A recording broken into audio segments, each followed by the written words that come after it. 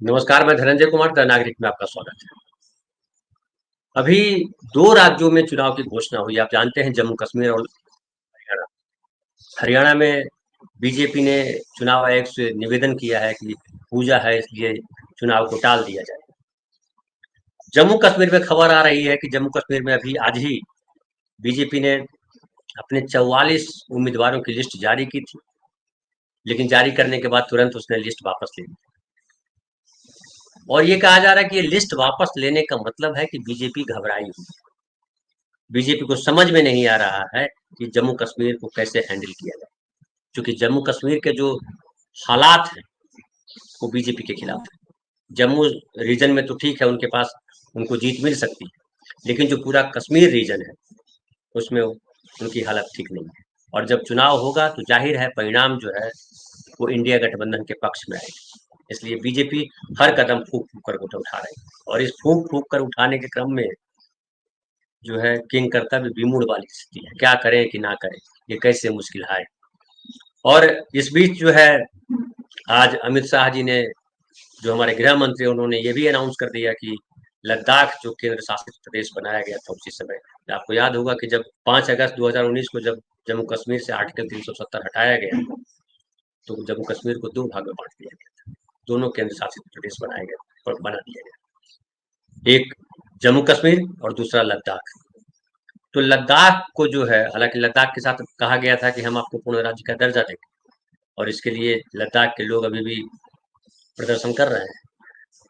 तो अब खबर ये आ रही है कि गृह मंत्री ने लद्दाख की बेहतरी के लिए और स्थानीय प्रशासनिक गुणवत्ता को बढ़ाने के लिए, सरकारी योजनाएं सही तरीके से पहुंच पाए, इसके लिए 5 नए जिलों का ऐलान किया है। और उन जिलों के नाम है जांस्कर, द्रास, शाम, नुब्रा और चांगथांग। ये 5 नए जिले होंगे, और इससे जो है विकास को, या कहिए सरकारी योजनाओं को आम आदमी तक पहुंचाने में मदद मिलेगी, ऐसा गृह मंत्री जी का कहना है। तो ये सारी कवायद, सारी कसरत इसलिए की गई कि लग रहा था कि इसका फायदा मिलेगा देश में। हालांकि फायदा मिला नहीं। 2019 के बाद जो है जो चुनाव हुए वहाँ 370 को भुनाया। हालांकि 2024 में जो चुनाव हुए उसका कोई फायदा नहीं मिला। और वहाँ जो स्थिति है, जो हालात है जम्मू कश्मीर में, आतंकवादी घटनाएं उसी तरह हो रही हैं। कहा था कि शांति ला देंगे, दावा था कि वो जो है पाक ऑक्युपाइड कश्मीर को भी हम जो है कब्जे में ले लेंगे, वो सब धरा का धरा रह गया। और अब तो ये स्थिति है कि सरकार ही अस्थिर है, कब बैसाखी वाले लोग खिसक जाए पता नहीं। और इसलिए देखिए कि यही डर है कि कई सारे बिल वापस हो गए, विधेयक कुछ तो आए नहीं संसद में, कुछ आए तो वो जेपीसी के पास चले गए, कोई कहीं और विधेयक भटक रहा है, और समझ में नहीं आ रहा। जो कल तक लग रहा था कि आने वाले पता नहीं कितने सालों तक बीजेपी सत्ता में रहेगी, अब जम्मू कश्मीर में तो सत्ता में आना पहले भी मुश्किल था, जब 370 नहीं हटाया गया था तब भी, और 370 हटाए जाने के बाद भी मुश्किल है बीजेपी के साथ। और ऐसा लगता है कि बीजेपी ने एक ऐसा भंवर खड़ा कर दिया है जम्मू कश्मीर में, जिससे निकल पाना बीजेपी के लिए ही आसान नहीं।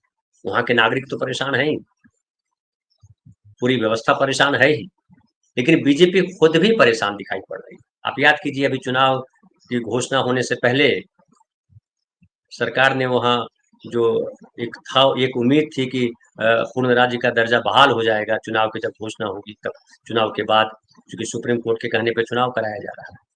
लेकिन इसके पहले ही, चुनाव की घोषणा के पहले ही बीजेपी सरकार ने, नरेंद्र मोदी सरकार ने जम्मू कश्मीर को के कई सारे जो अधिकार थे, जो विधानसभाओं के पास या जो मुख्यमंत्री के पास अधिकार थे, वो अधिकार जो है एलजी को दे दिया, जिससे दिल्ली का हाल हुआ। तो केंद्र शासित राज्य के तौर पे ही रह जाएगा वो। तो न वो केंद्र शासित स्टेट है, न वो स्टेट है। दिल्ली में जैसे कैसे है कि केजरीवाल लगातार कह रहे हैं कि हमको काम नहीं करने दिया जाता है, तो जम्मू कश्मीर की भी वही स्थिति होने वाली है, और जम्मू कश्मीर के नेता भी इस बात से परेशान। हालांकि बीजेपी के नेताओं को कुछ सूझ नहीं रहा। जम्मू कश्मीर गए थे प्रेसिडेंट राहुल गांधी, और उन्होंने जो है मीटिंग की, नेताओं से बात की, अपने कार्यकर्ताओं से मिले, फारूक अब्दुल्ला से उनकी मुलाकात हुई, गठबंधन लड़ने की बात कर रहे कि मजबूती से हम लड़ेंगे। पीडीपी की जो नेता महबूबा मुफ्ती, उन्होंने भी कहा कि सवाल है जम्मू कश्मीर को बचाने का, और अगर इंडिया गठबंधन इस जो राज्य का दर्जा है बहाल करने का जिम्मा ले, वहाँ सही तरीके से काम करे, तो हम उनके साथ हैं, हम चुनाव नहीं भी लड़ सकते। दूसरी तरफ ये जो है कह रहे हैं कि जो गृह मंत्री हैं, गृह मंत्री कह रहे हैं कि ये जो लोग जो हैं, वो क्या पाकिस्तान से फिर बात करेंगे? क्या वहाँ फिर से आतंकवादी घटनाएँ होंगी? वो तमाम तरीके के जो आरोप लगाते रहते हैं, वो लगा रहे हैं बीजेपी के। लेकिन होगा क्या, वो पता चल रहा है कि अब 44 लोगों की उम्मीदवारों की लिस्ट जाहिर की और फिर उसको वापस ले लिया। इतना कन्फ्यूज़्ड है। तो हरियाणा में भी मैंने बताया ही, तो हरियाणा और जम्मू कश्मीर दोनों जगह से उनका हिला हुआ है। न हरियाणा में आने वाले हैं सरकार में, न जम्मू कश्मीर में आने वाले। आप याद कीजिए, महाराष्ट्र में भी चुनाव होना था, चूँकि हरियाणा के साथ पिछली बार चुनाव हुए थे। महाराष्ट्र में चुनाव रोक टाल दिया गया।